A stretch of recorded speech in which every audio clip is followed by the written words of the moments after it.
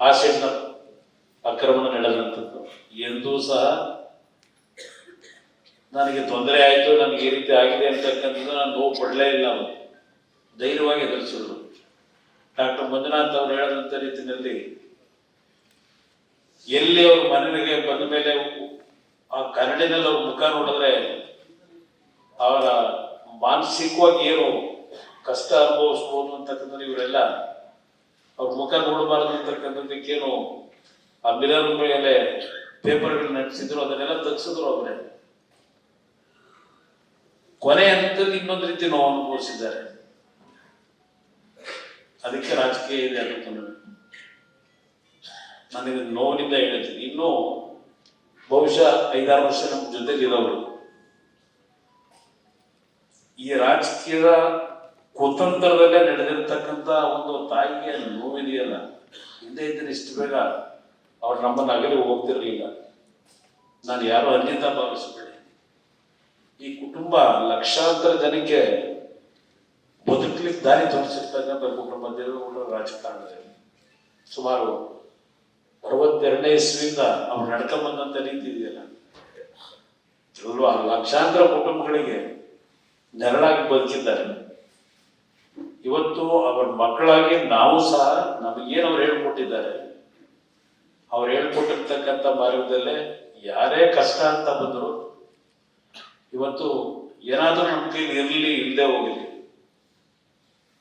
ಇವತ್ತು ಆ ನೆರವು ಕೊಡ್ತಕ್ಕಂಥ ಒಂದು ವೃತ್ತಿಯಲ್ಲಿ ಆ ಭಾವನೆ ಇಟ್ಕೊಂಡ್ ಬಂದಿದ್ರೆ ಅವರನ್ನು ಕಲಿಸಿರ್ತಕ್ಕಂಥ ಒಂದು ಜೀವನದಲ್ಲಿ ಹೇಗಿರಬೇಕು ಅನ್ನೋದು ಕಲಿಸಿದ್ದಾರೆ. ನಾನು ನಮ್ಮ ತಾಯಿಯವರ ಕೊನೆಯ ಪ್ರಯಾಣ ಏನಾಯ್ತು, ಈ ಭೂಮಿ ಬಿಟ್ಟು ಹೋಗ್ಬೇಕಾದ್ರೆ ಈ ಸಿರಿವಂತ ಸಿನಿಮಾದಲ್ಲಿ ವಿಷ್ಣುವರ್ಧನ್ ಅವರ ಒಂದು ಪಾತ್ರ ಇದೆ. ಆ ಸಿರಿವಂತ ಸಿನಿಮಾಕ್ಕೆ ನನ್ನ ಸಿನಿಮಾ ಬ್ಯಾಕ್ಗ್ರೌಂಡ್ ಅಲ್ಲಿ ಬಂದವನು. ನನ್ನ ಶಿಕ್ಷಣ ಮುಗಿದ ಮೇಲೆ ಯಾವೊಂದು ಜೀವನದಲ್ಲಿ ಕಷ್ಟ ಸುಖದಲ್ಲಿ ಇರಬೇಕು ಅಂತಕ್ಕಂಥ ನನ್ನ ಚಿತ್ರದ ಸಾರಾಂಶ ಇದೆ. ಯಾರಾದ್ರೂ ಬಂದಾಗ ಸಹಾಯ ಮಾಡಬೇಕು, ನಮ್ಮ ಹತ್ರ ಹಿಂಗಡಿ ಹಿಂದೆ ಹೋಗ್ಲಿ ಅಂತ. ಜನ್ಮ ಕೊಟ್ಟಂತ ಮಕ್ಕಳೇ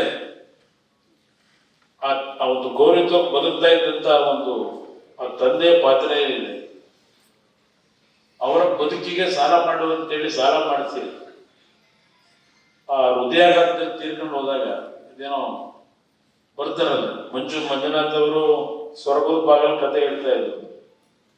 ಅಲ್ಲಿ ಆ ಇಬ್ಬರು ಯಮದೂತರು ಬರ್ತಾರಲ್ಲ ಕರ್ಕೊಂಡು ಹೋಗೋದಕ್ಕೆ ಆ ಪಾತ್ರಧಾರಿನ, ಇಲ್ಲ ನನ್ನನ್ನ ಈ ತರ ಇನ್ ಸತ್ತಿದ್ದೇನೆ, ನಾನು ಸತ್ತ ಮೇಲೆ ಜನ ಯಾವ ರೀತಿ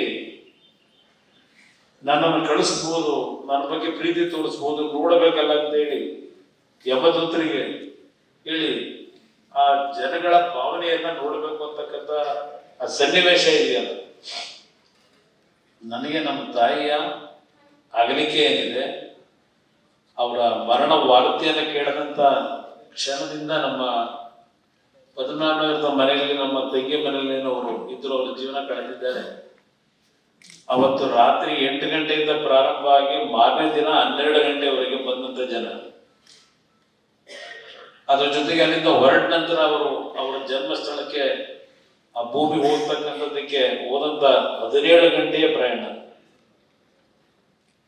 ಡಾಕ್ಟರ್ ಮಂಜುನಾಥ್ ಅವರು ಹೇಳಿದಂತ ರೀತಿಯಲ್ಲಿ ನಾವು ಏನು ರಾಜಕೀಯದ ಸ್ಥಾನಮಾನಗಳು ಪಡೀಲಿ, ಎಷ್ಟು ಆಸ್ತಿ ಸಂಪಾದನೆ ಮಾಡಲಿ, ಯಾವುದೂ ನಮ್ಮ ಜೊತೆ ಬರೋದಿಲ್ಲ, ಉಳಿಯೋದು ಒಂದೇ ಅಂತಕ್ಕಂಥದ್ದು ಆ ತಾಯಿ ನನಗೊಬ್ಬನಿಗೆ ತಾಯಿ ಅಲ್ಲ, ಇಡೀ ಸಮಾಜದಲ್ಲಿ ಹಲವಾರು ಬಡ ಕುಟುಂಬಗಳಿಗೆ ತಾಯಿ ಆಗಿದ್ದಂಥವ್ರು. ಅವ್ರು ಹೋಗ್ತಕ್ಕಂಥ ಅವರ ಸುದೀರ್ಘ ಜೀವನ ಇದೆಯಲ್ಲ, ಎಂದೂ ಸಹ ನಾನು ಆ ರೀತಿ ಬದುಕಬೇಕು, ಒಡವೆ ತಗೋಬೇಕು, ಅದು ಬೇಕು ಇದು ಬೇಕು ಅಂತ ಎಂದೂ ಆಸೆ ಪಟ್ಟವರು ಅಲ್ಲ. ಹೋಗ್ಬೇಕಾದ್ರೆ ಅವ್ರ ಹತ್ರ ಏನೂ ಇರಲೂ ಇಲ್ಲ. ಆದ್ರೆ ಹೋಗ್ಬೇಕಾದ್ರೆ ಈ ನಾಡಿನ ಜನತೆ ನೀವು ಕೊಟ್ಟಂತ ಪ್ರೀತಿ ಇದೆಯಲ್ಲ, ನಾವು ಹೋಗಬೇಕಾದ್ರೆ ಅದೇ ನಮ್ಮ ಆಸ್ತಿ ಅಂತಕ್ಕಂಥದ್ದನ್ನ ನಾನು ತಿಳ್ಕೊಂಡಿದ್ದೀನಿ ಅವರಿಂದ.